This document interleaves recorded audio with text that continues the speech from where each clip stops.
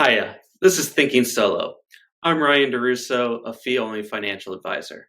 Today we're going to discuss three mistakes those who those who run a private practice or are self-employed make in their finances. One great aspect of working as a financial advisor is that I get to see the details of many people's finances.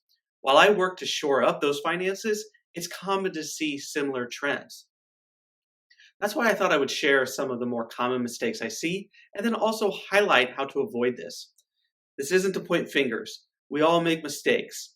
Before I learned what I learned as an advisor, I lost thousands of dollars in taxes due to not having the right business structure. I've learned from that mistake. It's certainly not something to be embarrassed about, but if you know, then you can address it. Let's get started.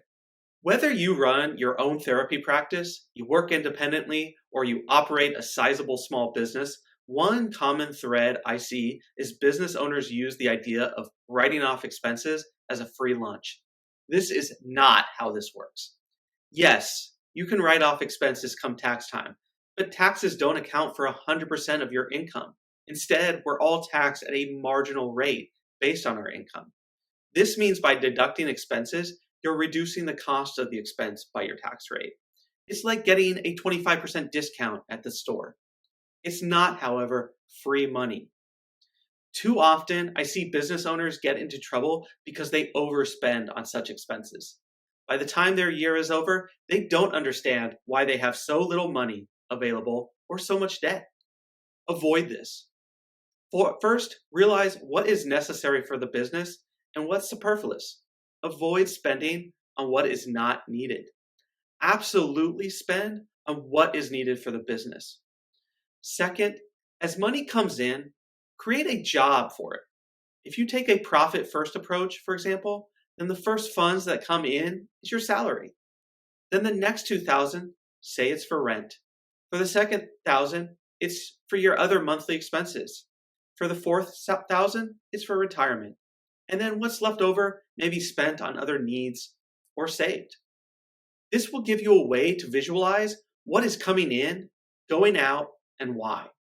And then, yes, at the end of the year, make sure to write off those expenses. When you're self-employed, you're inherently taking a risk. That's because self-employment is a risky proposition. There's little backstop for what you do, and when money or clients slump, it can result in you making bad decisions, like finding a full-time job without giving your business a chance to take off. Saving for long-term goals, whether it's financial independence or retirement, is vital to the success of your business because it protects you. It builds a layer of protection, so when business lags, you still feel like you have wealth growing in other parts of your life. And when you feel flush, you can invest in other parts of the business that may encourage less volatility long-term.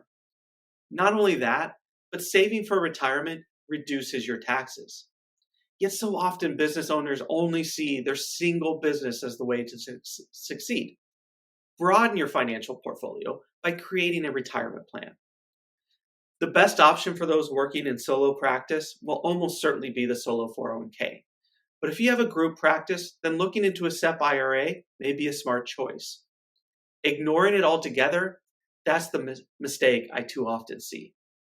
No one wants to think about a world where you're not working, but there will come a time when you will want or need to step away from the job.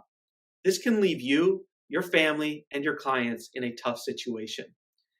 At the very beginning of the pandemic, my wife's therapist passed away from pancreatic cancer.